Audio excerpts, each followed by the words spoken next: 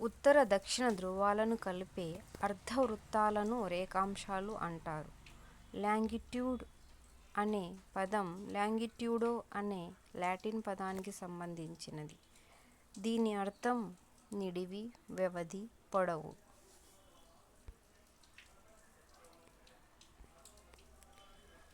అక్షాంశాల గురించి వాస్తవాలు.